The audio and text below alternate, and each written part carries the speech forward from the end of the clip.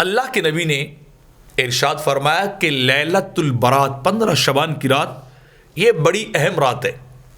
اس رات کے اندر ہر اولاد آدم میں سے پیدا ہونے والے کا نام بھی لکھ لیا جاتا ہے اور اس رات کے اندر ہر مرنے والے کا نام بھی لکھ لیا جاتا ہے. جس نے دنیا میں آنا ہو اس کا بھی نام لکھا جاتا ہے کہ وہ سال آئے گا, اور جس نے دنیا کو چھوڑ کے آخرت کی طرف جانا ہو, قبر کی طرف جانا ہو, موت سے ہم کنار ہونا ہو, جس نے مرنا ہو, اس کا نام بھی اسی اہم رات کے اندر جس کو لیلۃ البرات کہتے ہیں وہ لکھ لیا جاتا ہے, وہ نوٹ جو ہے وہ کر لی جاتا ہے.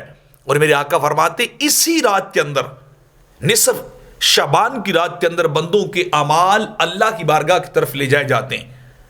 ان کی سال بھر کی پرفارمنس اور کارکردگی اللہ کی بارگاہ میں کیا ہوتا ہے پیش کر دی جاتی ہے, اللہ کے سامنے جو لے جائی جاتی ہے کہ یہ بندے نے اچھا کیا اور یہ برا کیا ہے. اور میرے آقا فرماتے ہیں کہ اسی رات کے اندر بندوں کا رزق بھی نازل کیا جاتا ہے. ان سال بھر کا وہ فیصلہ کر دی جاتا ہے کہ اس بندے کو اس سال کے اندر کیا دینا ہے, کتنا دینا ہے, کیسے دینا ہے, کہاں کہاں سے دینا ہے.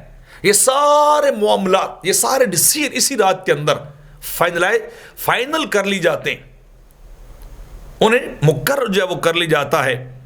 تو یہ بڑی اہم رات ہے.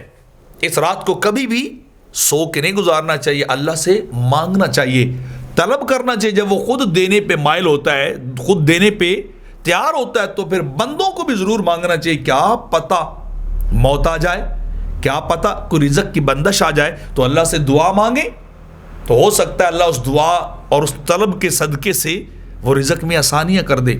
ہو سکتا ہے اعمال لے جائے جائیں, برائی والے ہوں, اللہ سے بخشش مانگے تو وہ اعمال اللہ ان سیئات کو, برے اعمال کو اچھے اعمال میں تبدیل کر دے.